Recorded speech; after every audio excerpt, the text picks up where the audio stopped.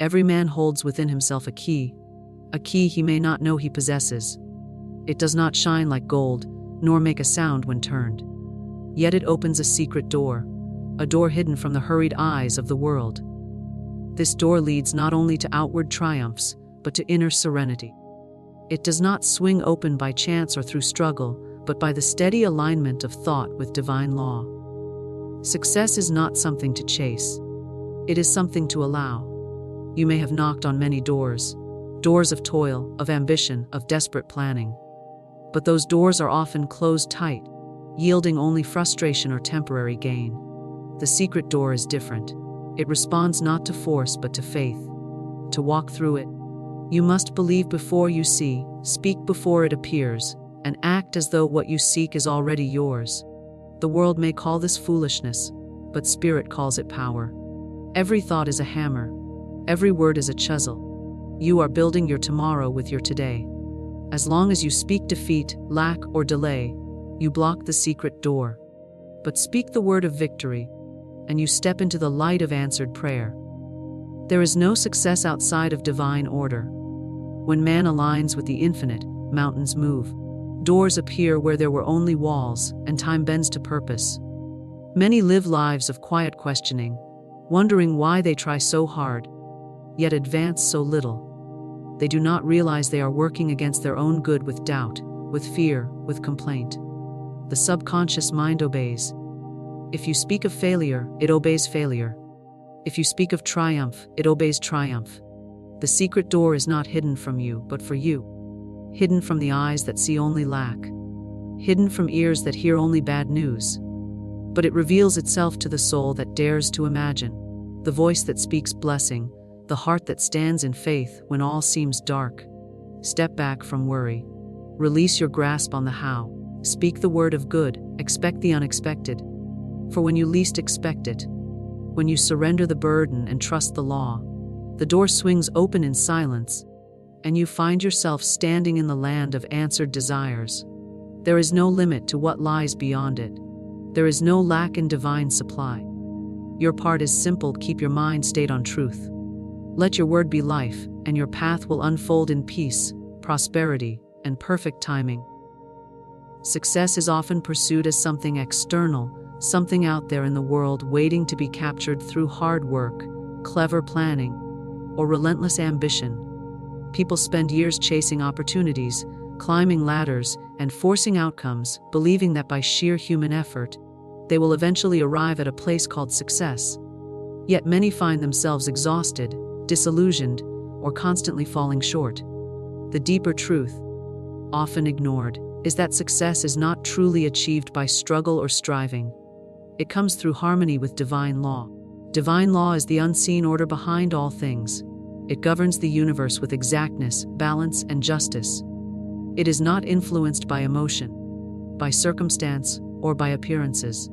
Just as gravity operates whether or not we believe in it, divine law functions with unwavering precision, responding not to fear or effort, but to alignment. To align with this law is to align with success itself, because in truth, success is already yours. It is the law's natural outflow when the mind and heart are rightly attuned. Struggle, as commonly understood, often stems from a belief in separation. Man thinks he is alone, working against a hostile world, competing for limited resources, fighting to make things happen. This belief creates resistance, and resistance delays or distorts results. The more a person pushes, the more friction is created between his desire and its manifestation. But when man remembers that he is not separate, that he is a divine instrument working in harmony with a higher pattern, he ceases to strain and begins to cooperate. And in that cooperation, things begin to flow. Alignment with divine law begins in consciousness. It is not about outer action first. It is inner realization. It is the still awareness that your supply, your guidance, your opportunity, and your success are already prepared for you. You are not trying to create them from nothing. You are allowing them to emerge through your faith, your thought, and your speech. Just as a flower grows when it is aligned with light and water and warmth, so does success grow when the individual is aligned with divine wisdom, divine timing, and divine order. To align with the law, one must first clear away false beliefs. If a person believes that life is unfair, that success is reserved for the lucky few, that nothing good comes without pain, then that person will be bound by those beliefs. The law does not argue. It simply reflects. If you declare that life is hard, then life becomes hard, not because it is inherently so, but because the law is fulfilling your decree. You are the sower, and the law is the soil. Whatever you plant in consciousness, whether faith or fear, truth or error, will come forth after its kind. Once a person begins to understand this, everything changes. He realizes that his work is not to force outer conditions, but to purify his thoughts and words. He begins to replace the idea of lack with the truth of divine supply. He releases the belief in chance and affirms the certainty of divine guidance. He ceases to speak limitation and begins to speak abundance. In doing so, he moves out of discord and into rhythm. He finds that what once seemed difficult now happens with surprising ease. Doors open, people assist. Ideas arrive, and the way becomes clear. Not because he pushed harder, but because he let go of resistance and trusted the law. Alignment is not passivity, it is receptivity. It is interactivity, spiritual alertness, and the willingness to be led.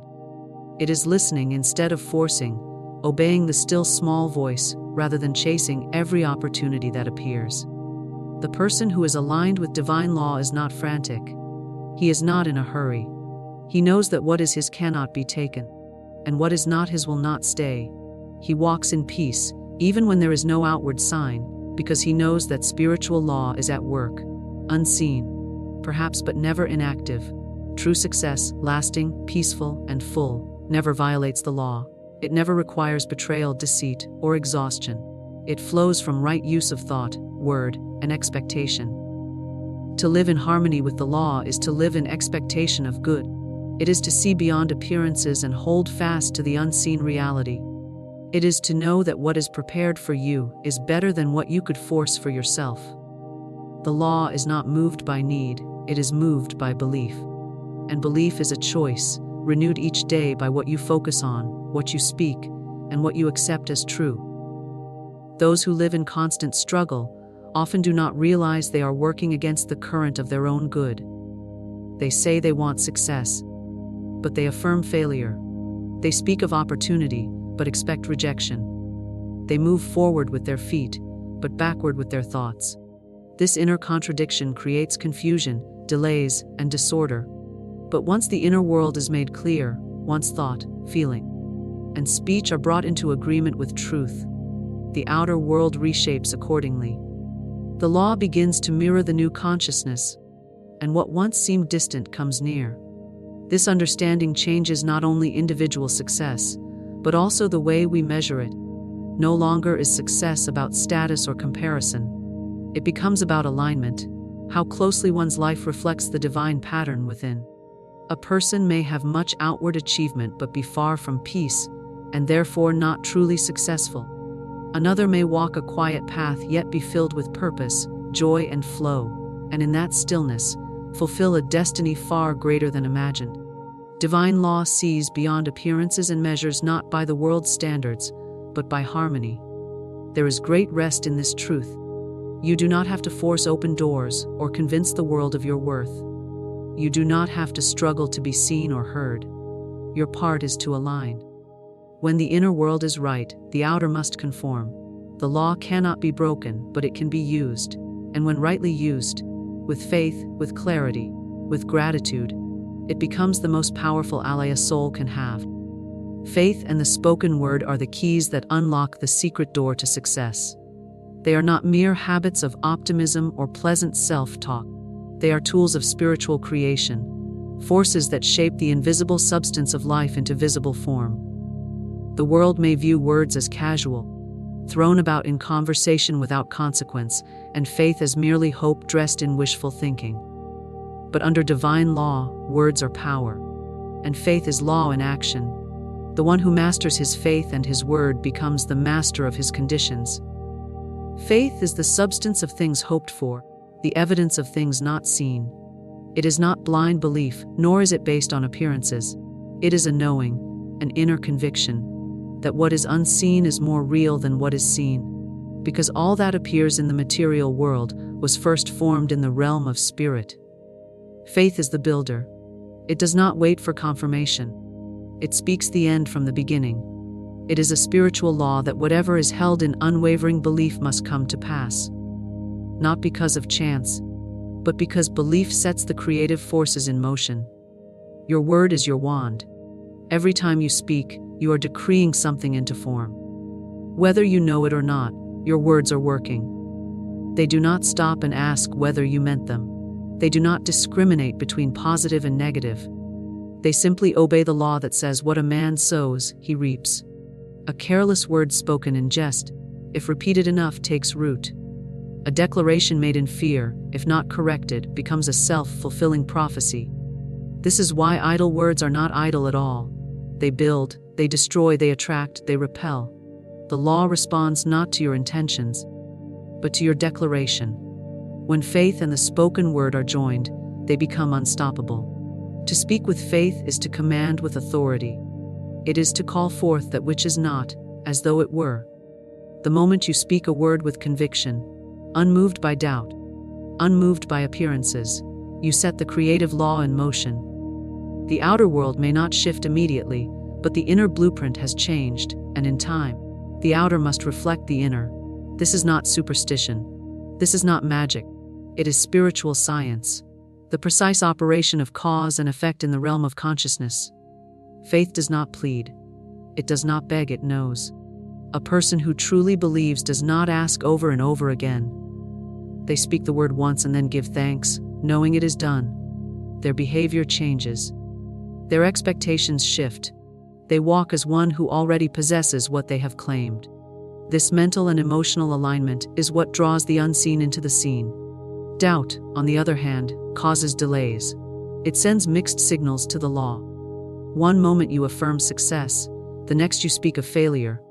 The law becomes confused, not because it lacks intelligence, but because it mirrors your contradiction.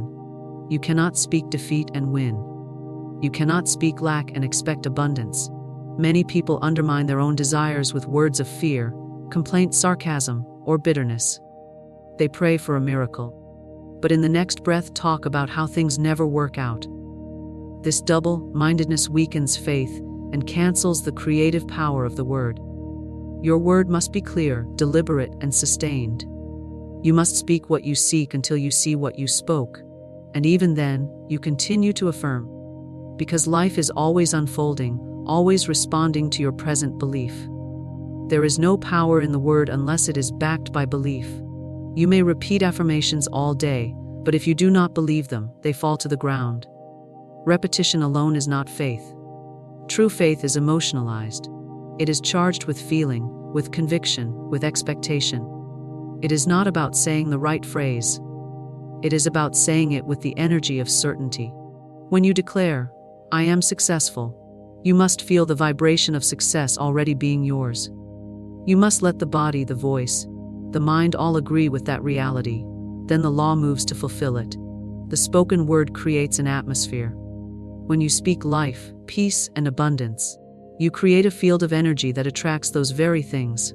People feel it. Circumstances respond to it. Doors begin to open. Not because you manipulated them, but because your word has gone ahead and prepared the way. The spoken word is not limited by time or space.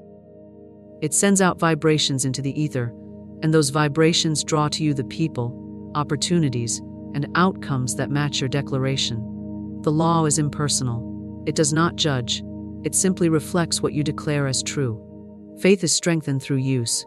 Like a muscle, it grows with exercise.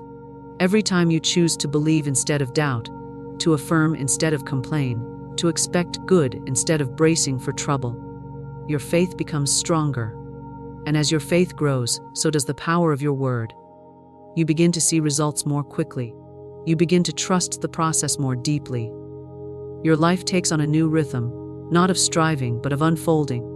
You realize that your words are seeds, and your faith is the water. You do not dig up the seed to see if it's working. You water it with praise and patience. You must also guard against the influence of others.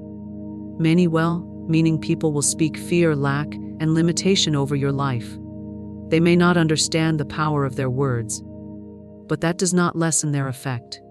You must learn to reject anything that does not align with the truth you are claiming. Do not repeat their fears. Do not agree with their doubts. Your word is your own. It must remain unshaken, regardless of what is spoken around you. The creative process requires consistency. It requires vigilance. It requires that you speak only what you want, never what you fear. There may be moments when appearances contradict your faith. The temptation will be to give voice to discouragement. But these are the most important moments to stay in your declaration. Say what is true, not what is obvious. Speak of supply when lack appears. Speak of healing when symptoms arise. Speak of peace when chaos surrounds you. This is not denial, it is spiritual authority. You are not pretending the problem doesn't exist. You are asserting that divine law is greater than any problem, and that your word, spoken in faith, has power to change what is seen by changing what is believed. The subconscious mind is the silent builder of your life. It is the storehouse of memory, habit, and belief. It does not argue, reason, or analyze. It simply accepts what is impressed upon it and brings it into manifestation. Whether those impressions are formed through repetition, emotion, or vivid imagination, the subconscious treats them all as instructions. And the truth that often goes unrecognized is that it obeys not the wish, not the fleeting desire, but the dominant thought and word. This means that you are always instructing your subconscious mind. Every word you speak, every thought you dwell upon, every mental image you nurture becomes a command. You may say you desire success, yet if your prevailing thought is one of failure, if your daily words speak of lack, delay, or doubt, then it is failure, not success, that your subconscious will act upon. It is impartial and obedient. It does not filter for your highest good. It reflects what you give it most consistently. The power of the subconscious lies in its creative nature. It draws upon the universal substance of life and shapes it into form. It operates through the law of correspondence, reproducing externally what is held internally. If the inner world is filled with fear, scarcity, and limitation, then these must show up in outer experience. Conversely, when the inner atmosphere is saturated with confidence, peace, and expectancy of good, then those very conditions must appear. There is no escape from this law. It is always operating, always producing after its kind. This is why inner discipline is so vital. It is not enough to speak a few affirmations in the morning and then let the rest of the day be filled with worry, gossip, and complaint. The subconscious responds to consistency and feeling. It takes its orders from the strongest and most repeated impressions. A single declaration of faith may be neutralized by hours of negative self-talk. It is not the one-time statement that carries weight. It is the daily pattern of thought and speech that shapes reality. Many people unknowingly work against themselves by planting one idea in the morning and digging it up with words of fear by evening. They set a goal, affirm their desire, visualize success, but then speak of obstacles, expect delay, or dwell on what might go wrong. The subconscious, receiving both signals, responds to the dominant one, and more often than not, it is the voice of fear that carries greater emotional charge and repetition, making it the ruling influence. This is not punishment. It is law functioning as it was designed. To shift your results, you must shift your impressions. You must take conscious control of your inner conversation. Become aware of the words you say silently and aloud. Listen to how you describe your life, your work, your health, your relationships. Are your words in agreement with the life you want to live, or do they reflect the life you wish to leave behind? The subconscious is always listening. It is always recording. It is always creating. What you speak with emotion imprints the subconscious more deeply than what you say with little feeling. That is why words spoken in fear, anger, or deep sadness often produce strong results, because the emotion fuels them. But the same principle works for good. When you speak your truth with confidence, when you affirm success with joy, when you declare abundance with gratitude, You impress the subconscious with a force that compels results. It is not mechanical repetition that brings power. It is living speech, charged with belief. You are not a victim of your subconscious, you are its master. But mastery requires vigilance. It requires choosing your thoughts and words with care, not letting old patterns run unchecked. It is easy to fall into habitual phrases.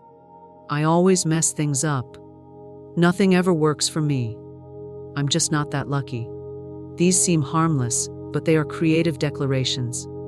The subconscious accepts them, builds upon them, and organizes your experience to match them. You may not even remember saying them, but they are already working. To change the program, you must speak a new language. Begin to declare what you wish to be true. Even if the evidence is not yet visible, say, everything is working out for me. Opportunities flow easily. I am divinely guided and abundantly supplied. At first, these words may feel foreign. They may even stir resistance. But if you persist, if you say them daily, feel them deeply, and allow no contradiction, they will begin to sink in. The subconscious will begin to accept them, and once accepted, they will bear fruit. It is helpful to understand that the subconscious does not work instantly, but it works certainly. There is a gestation period, just like in nature. You do not plant a seed and expect a tree tomorrow. You nurture it, water it, protect it, and trust the process. So it is with mental impressions. Some changes manifest quickly, others take time. But the law is always at work. The subconscious is always responding to your dominant belief. If you remain steady, the outer will eventually match the inner. You may find that your outer world tries to tempt you back into old thinking. A bill arrives. A project delays. Someone speaks doubt. These are tests, not of punishment but of power. Will you speak from appearance? Or will you speak from truth? The one who masters the subconscious mind is the one who continues to affirm the desired outcome, regardless of what the senses report. They do not deny reality, they choose to create a higher one. Impressing the subconscious is not about force, but about persistence. It is not about desperate repetition, but about calm conviction. The most powerful statements are those made in stillness, with trust, and without contradiction. You say them, and then you act in harmony with them. If you declare that you are successful, then walk like it. Think like it, expect like it. Let your behavior align with your belief, and the subconscious will respond with precision. Dreams do not remain in the realm of the unseen forever. Once accepted by the subconscious mind, they begin to move into form. Circumstances adjust. People are drawn. Ideas surface. The law of attraction is simply the subconscious magnetizing your outer life to reflect your inner state. There is no need to chase what is yours by law. Your part is to believe, speak, and expect, knowing that the subconscious mind is carrying out your instructions with unwavering fidelity. The choice is always before you. Will you feed the subconscious with fear or faith? Will your word reflect limitation or liberty? Will your thoughts be governed by appearances or guided by truth? The subconscious cannot decide for you. It can only obey. It is your servant, not your ruler. But it is a faithful servant. Give it clarity, give it direction, and it will shape your world accordingly, without hesitation, without deviation, without fail. Doubt, fear, and complaint are the great enemies of manifestation. They do not simply delay blessings.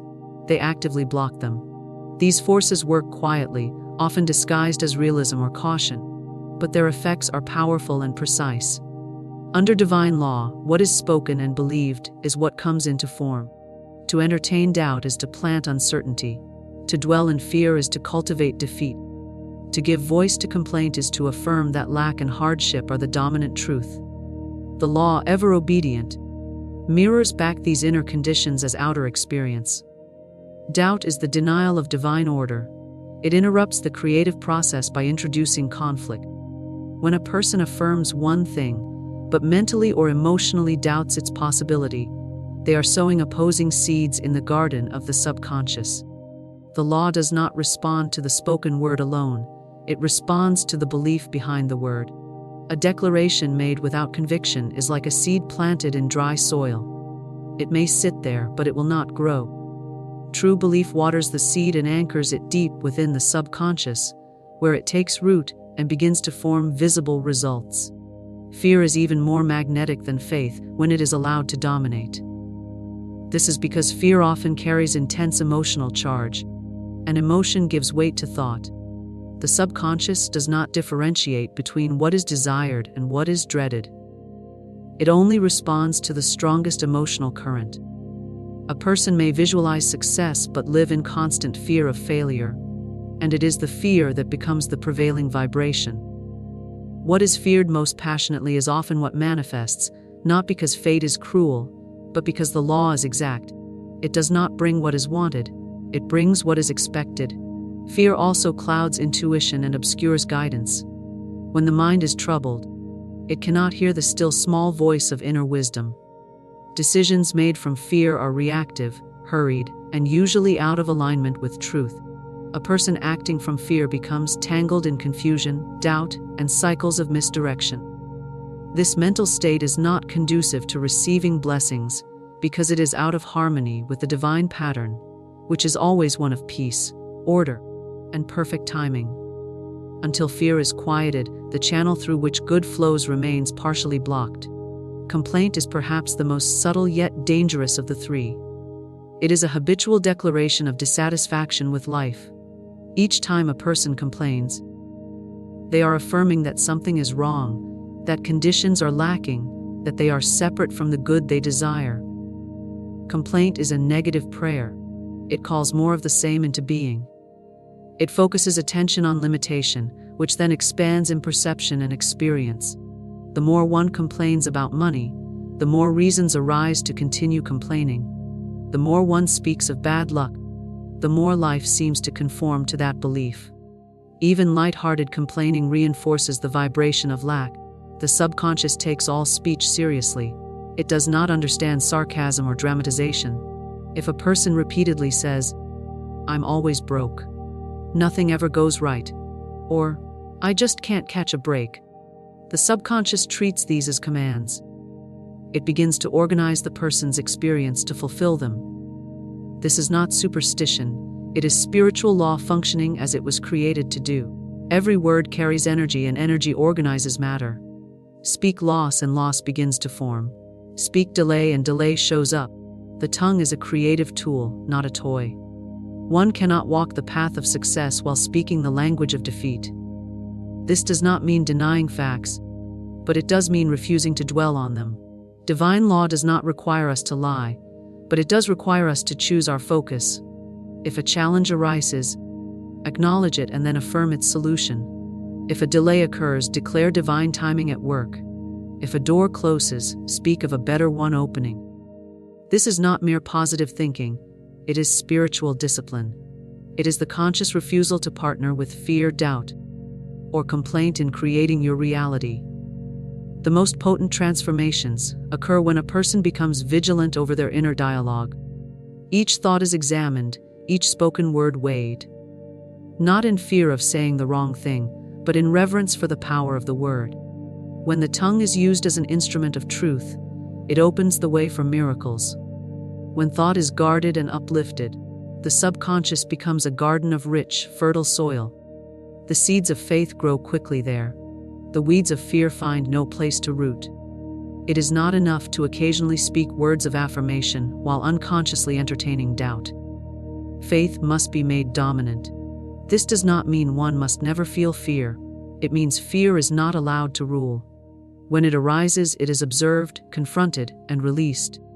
When the mind begins to worry, it is gently but firmly redirected. When a complaint begins to form, it is replaced with a statement of gratitude. This is the inner work. This is the refinement of consciousness that makes one ready to receive their good.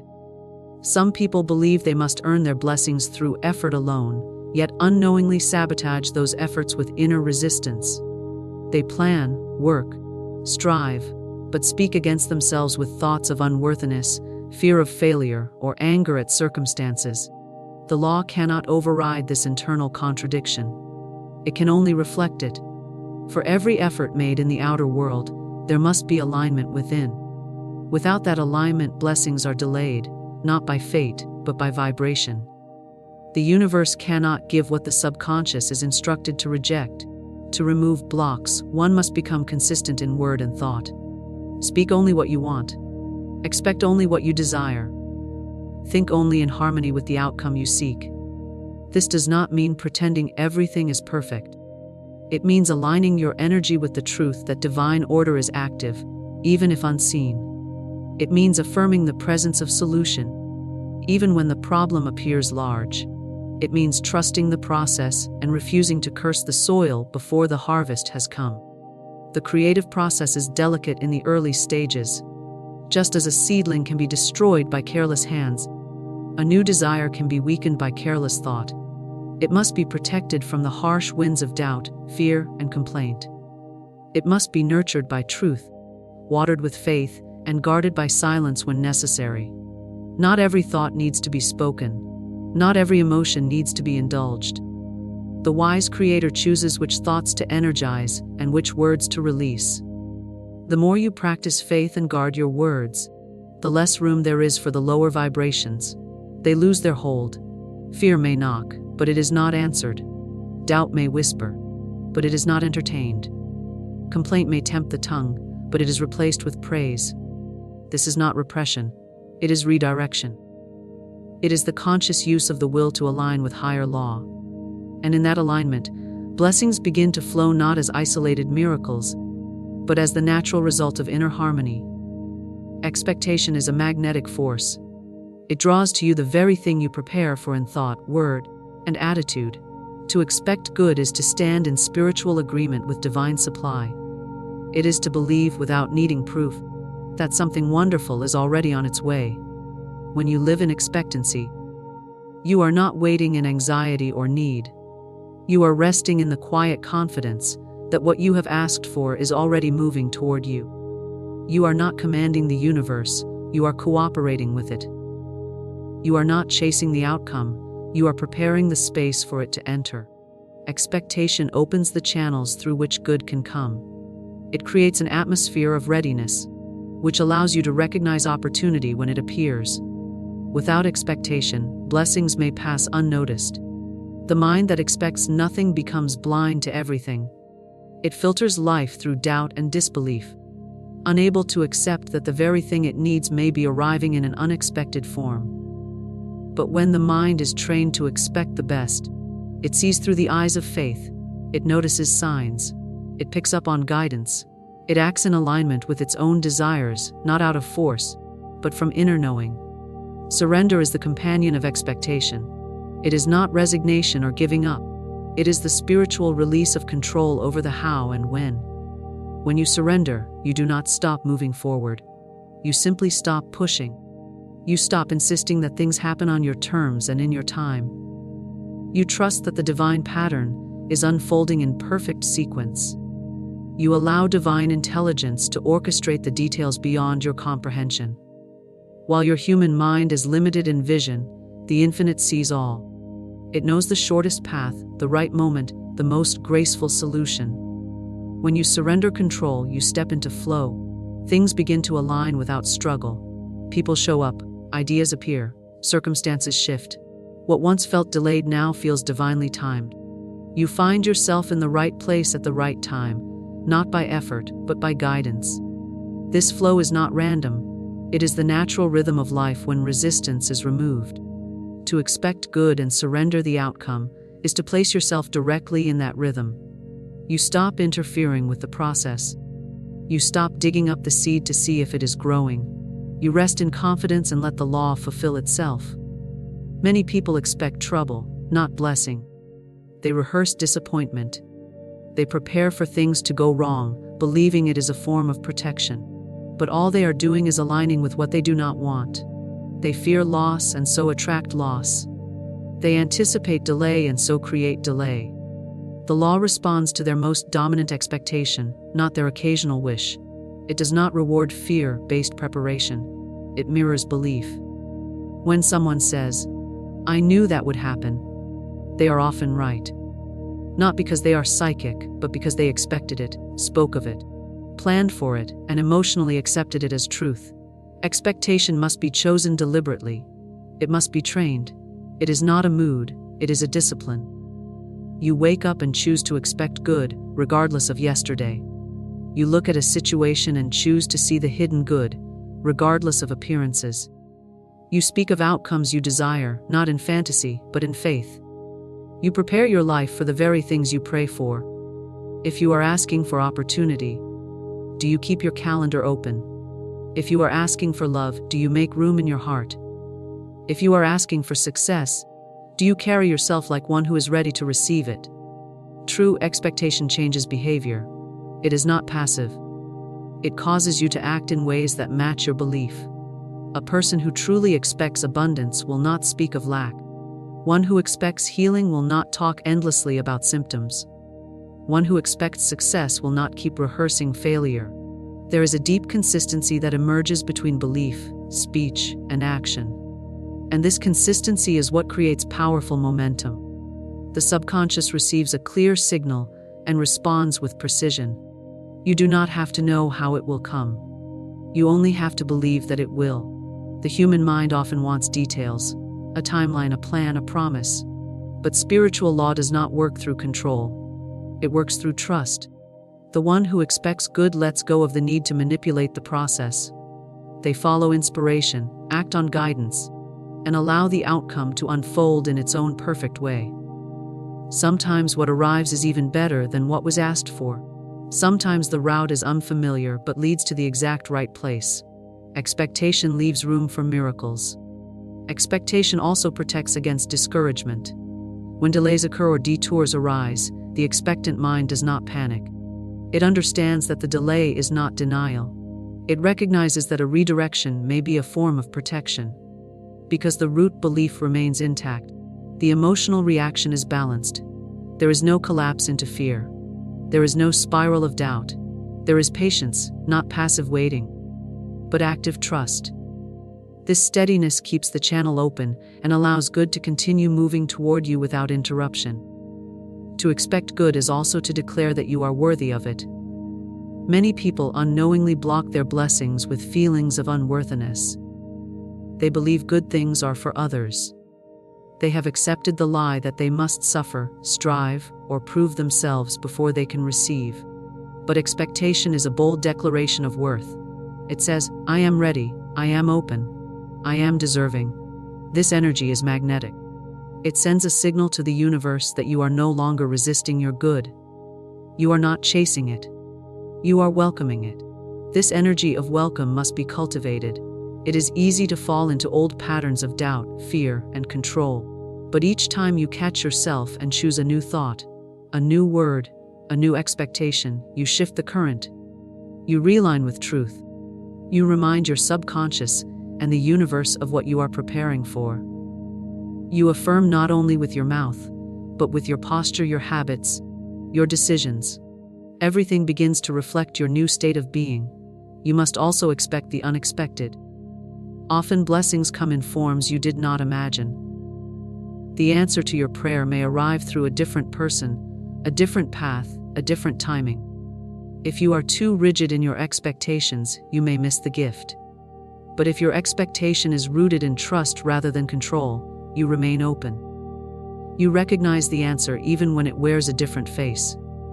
You accept the unfolding even when it bends the rote. You stay in harmony with the outcome, even when the process surprises you. Gratitude strengthens expectation. When you give thanks before the blessing arrives, you amplify your belief. You say to the law, I already know this is mine. Gratitude is not an afterthought. It is a signal to the subconscious that the thing is already present in some form. It moves your focus from lack to fulfillment, from waiting to receiving. When you pair gratitude with expectation, you stand on the threshold of manifestation. The door opens not by force, but by faith. The blessing rushes in because the space has been made for it. The light enters because you prepared a place in the dark,